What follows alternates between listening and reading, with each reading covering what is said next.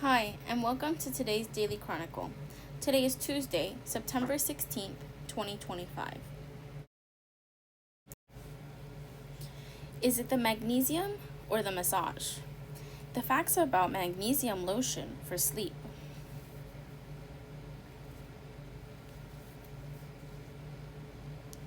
The latest health craze to hit social media. Magnesium lotion. Magnesium is an essential mineral that the body uses for a number of functions.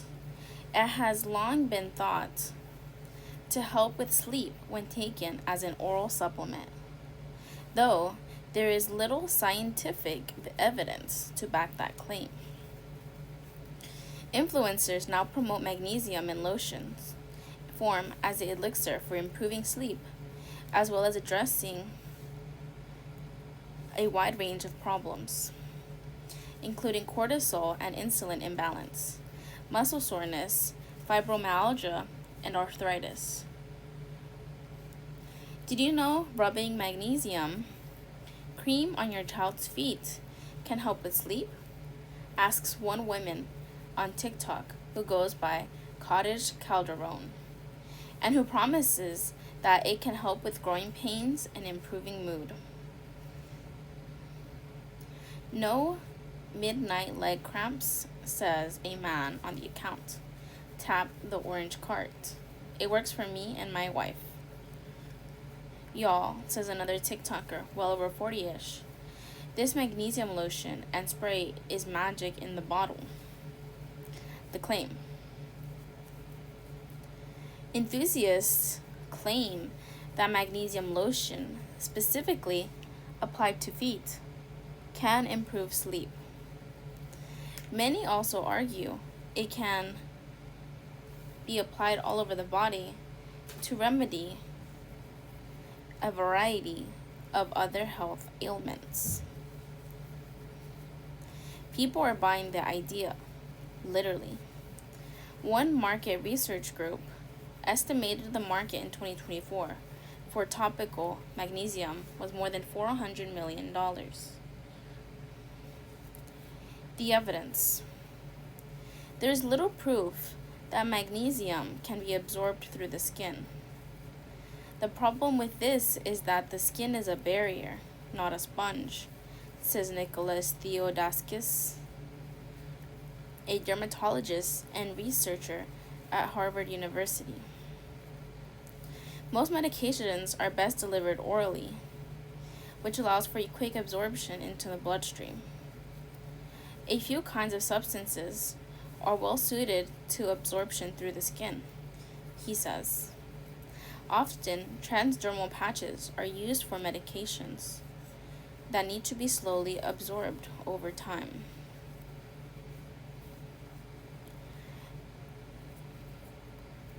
There is no evidence that magnesium is in this category. Theodaskis theorizes that any benefits realized from magnesium lotion are likely from the massage used to apply it or the lotion's moisturizing ingredients. You apply a cream or lotion or an ointment that contains some active ingredient, and yeah, your skin looks better than maybe some place you didn't apply it, says Theodaskis. But that's because the cream itself promotes skin health.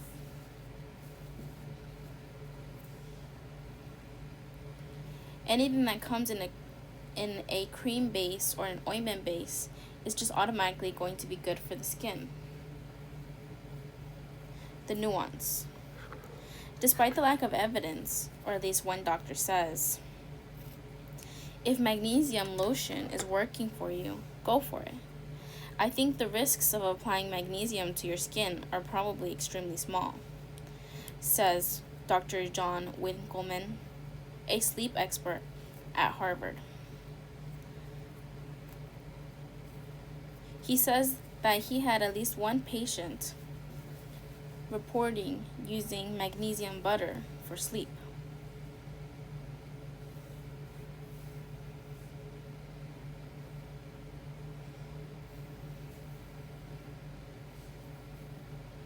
I thought you put that on toast, but no. In fact, you rub it on your legs, says Winkleman.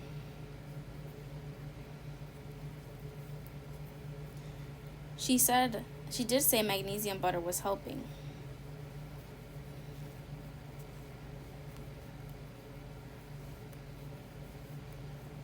Winkleman says,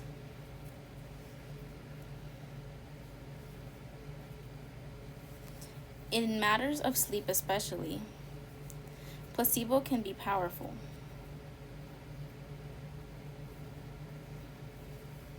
And he's not one to discourage safe remedies work for his patients. That said, Winkleman is not planning to recommend it anytime soon.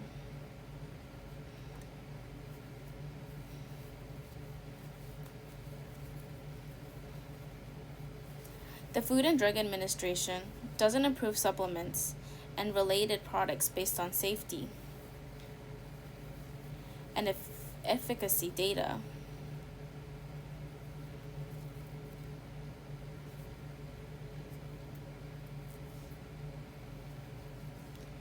The way it does for drugs. So there's no guarantee these products will deliver on their claims.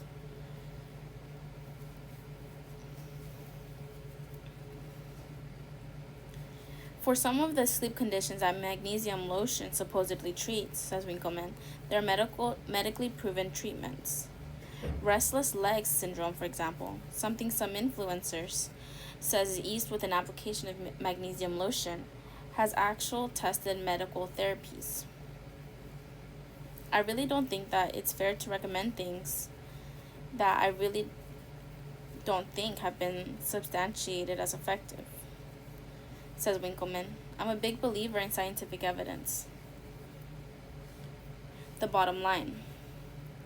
There is no proof that magnesium lotion promotes sleep or addresses medical problems. Experts, including a dermatologist, Nicholas Theodaskis, agree that magnesium lotion likely won't hurt, except, he says, in the pocketbook. He notes that as a dermatologist, he sees many health fads. I think it's just the nature of skin, he notes. It's highly linked to emotional well-being and psychology and culture. Also, you just have quite a lot of it. Are creatine supplements all that they're pumped up to be?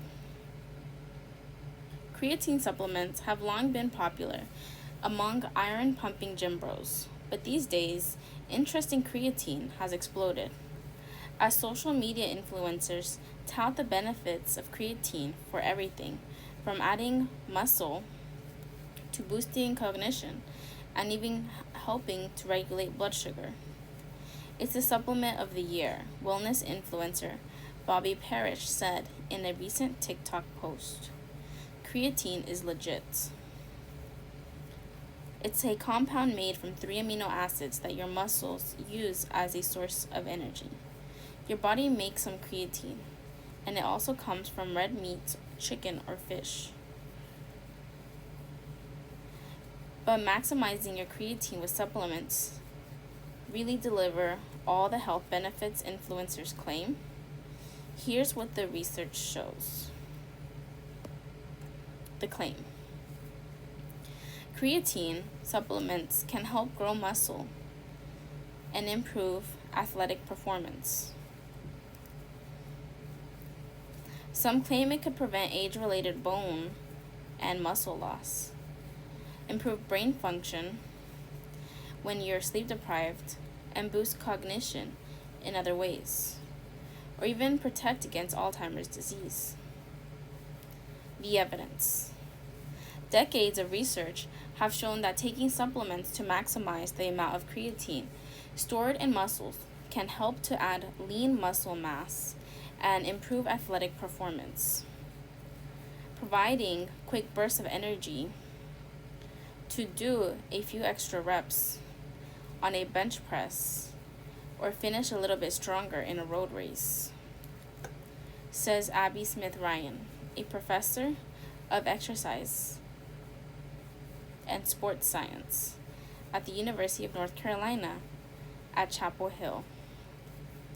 And combining creatine with carbohydrates can help boost endurance and speedy recovery from a hard workout. She says, now you could increase your creatine stores by eating more.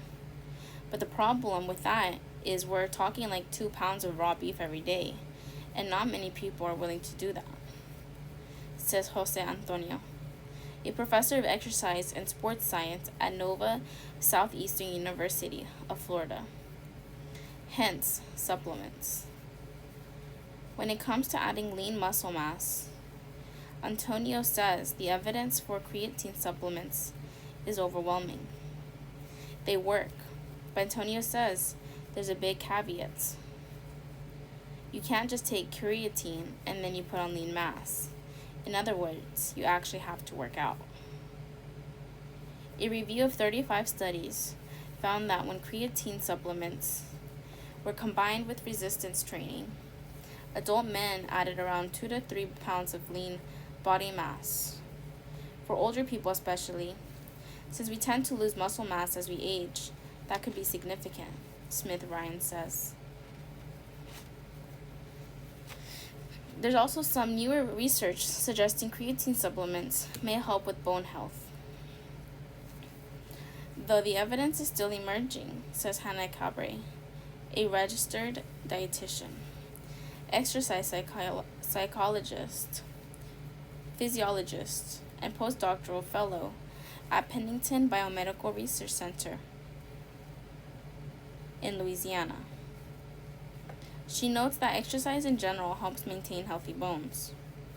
Anytime we're exercising, moving, lifting weights, the muscles are pulling on the bone, which is what actually increases your bone density. So if you're helping the muscle, you're also helping the bone, she says. As for other potential benefits of creatine supplements, such as helping regulate blood sugar, in people with type 2 diabetes, improving memory, helping the brain function better when you're sleep deprived, and boosting brain health in other ways. Antonio says the early evidence suggesting those benefits isn't strong, but it's certainly interesting. Smith-Ryan agrees. I would say, as a scientist, I would love more data. Still, she says, if you want to try creatine supplement, go for it. Creatine is not going to be the magic bullet, she adds, but I do think that it's a low-hanging fruit that has minimal side effects. Antonio notes that vegans and vegetarians are more likely to see a benefit from a creatine supplement because they don't get as much, if any, creatine from their diet. Antonio, the nuance.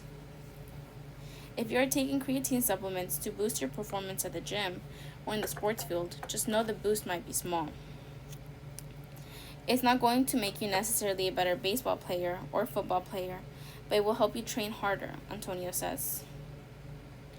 Creatine is considered very safe for adults, though if you have kidney disease, you should talk to your doctor before taking it, says Dr. Peter Cohen, an associate professor of medicine at Harvard Medical School, who researches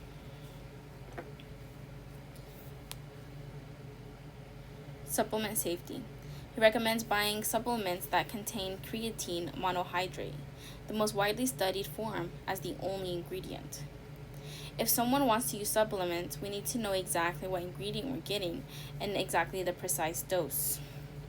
Cohen says. He notes that studies have found that products sold as pre-workout sports supplements can be adulterated with prohibited ingredients. So he says if you do try a creatine supplement, make sure it's certified by a third-party certification program. He recommends NSF certified for sport. Cohen says while creatine supplements might mean the difference between winning and losing for a competitive athlete, for recreational activities and certainly to stay healthy for the long term, I don't personally think there's a role for creatine that's been proven as of yet. And not everyone will see a difference in their performance after supplementing with creatine. Cohen points to research that suggests that due to individual biological differences, as many as 20% to 30% of people won't respond to creatine supplementation. If you want to try it, there are two strategies of getting started on creatine supplements. For muscle building benefits, one is what's called a loading dose, says Antonio, which involves taking 5 grams of creatine 4 times a day for 7 days. This will quickly build up creatine stores in muscles, but might cause some gastrointestinal distress. That's why Antonio and Cabre both say they often recommend the second strategy, which is to take 5 grams of creatine daily. It will take longer for the creatine to saturate the muscles, so you need to take this daily dose for at least 4 and preferably 8 weeks before noticing a difference in terms of lean muscle mass, says Antonio. Once someone has been on creatine for a while, 3 to 5 grams a day is generally considered the maintenance dose. The bottom line: if you want to try creatine, but you understand what the potential benefit is, then you might be able to do a heavy, repetitive activity a little faster, and you choose to try it for that reason. That's reasonable, Cohen says. Influencers criticize birth control and push natural methods. Here's what to know. According to posts on TikTok, hormonal birth control can cause a nearly unlimited list of ailments: depression, irreversible infertility, acne, destruction of the gut biome, weight gain, balding, and decreased libido, to name a few.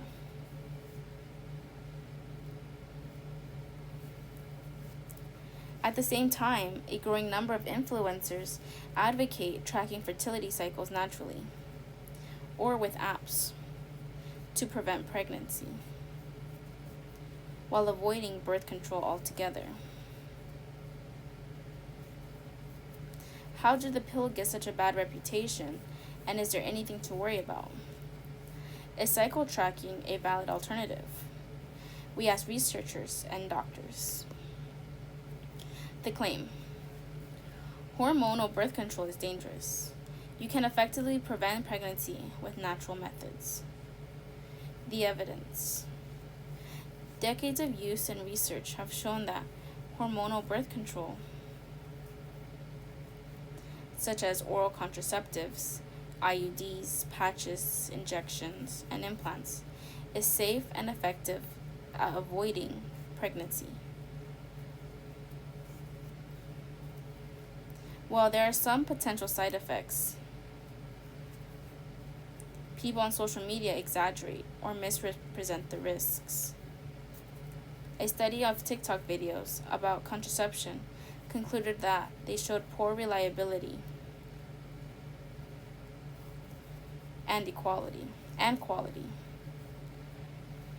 Only 10% were created by medical professionals.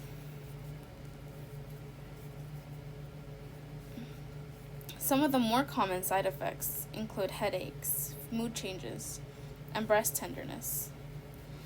These can be unpleasant enough to lead some women to quit them, according to research. More serious but rare complications of some types of birth controls include blood clots or the risk of uterine perforation from an intrauterine device. Evidence suggests oral contraceptions may raise risk of some kinds of cancers slightly, but provide protective benefits against others. Where they are safe for some people, clinicians stress that it is critical to evaluate risk on an individual basis. In conversation with your doctor, people who smoke, for example, can be at higher risk of blood clots if they take oral contraceptives. Google or social media will never have the answer because you are your own unique being, says Jennifer Gonti, an obstetrician who works at Stanford University. Even AI that's pulling tons and tons of different people's experiences. It's not your own, she cautions. Keep in mind, social media can skew accuracy of risk-benefit calculations. When it comes to making decisions about birth control, says Emily Fender, a researcher at the University of Pennsylvania, who has studied the way contraception is represented on social media. This is a case of the minority screams the loudest, she says. Her research shows testimonials about rarely occurring side effects from birth control, and contraceptions are rewarded on social media. The alternatives. Instead of effective hormonal treatments, online influencers push natural methods to prevent pregnancy, including cycle tracking apps or fertility awareness, which involves taking your temperature daily. Some even recommend unproven herbal supplements instead.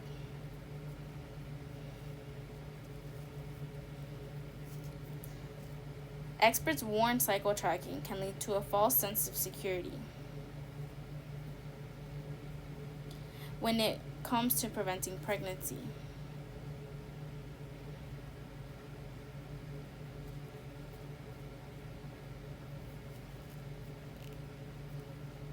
As it's difficult to predict fertility accurately. One study showed an 8% to 9% failure rate among users of one app to avoid pregnancy. Hormonal birth control methods have a failure rate of less than 1%, even when used correctly. The old joke we used to say is that those that use natural family planning have naturally large family, says Dr. Jeffrey Jensen, Vice Chair for Research in Obstetrics and Gynecology at Oregon Health and Science University.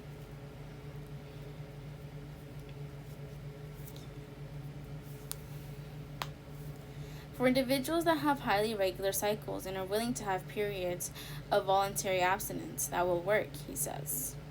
But many of my patients have busy lives, and this may not be the thing they want to focus on. Conti says one person's experience with these apps should not be predictive for others. Cycle tracking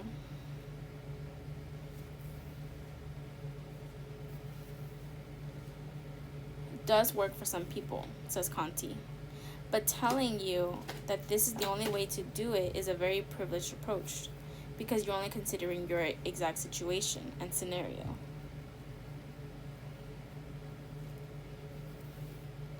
The nuance. Complaints about birth control get conflated with another real issue, that women often feel overlooked in medical settings. Says Fender, posts that underscored disfranchised medical experiences that involve being silenced or ignored as a woman get a lot of attention.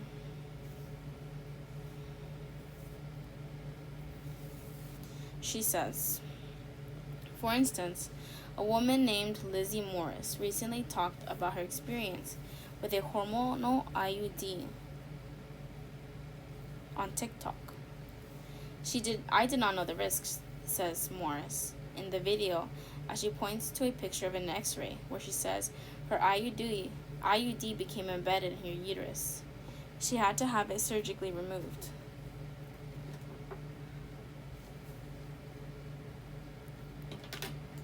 Morris, a mom of 3 young children who lives in Georgia, said in an interview,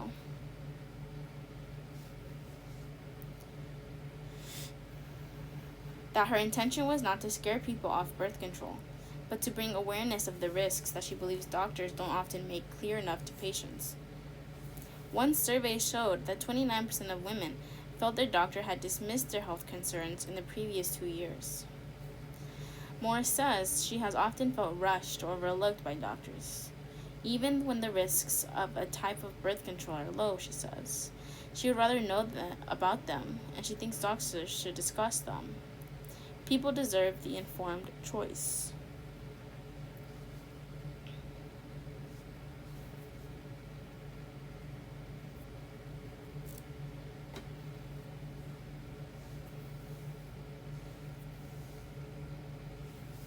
Many in the medical community agree that a lack of conversation about side effects is a problem.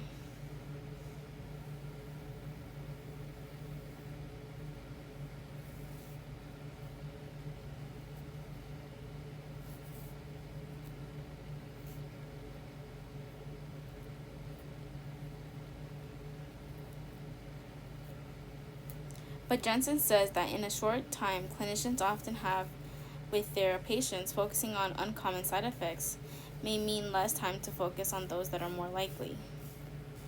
With an IUD, for example, Jensen says complications that require surgery are rare. One study suggested that for every 1,000 IUDs, between 1 and 2 result in intrauterine migration, which can require surgery to remove.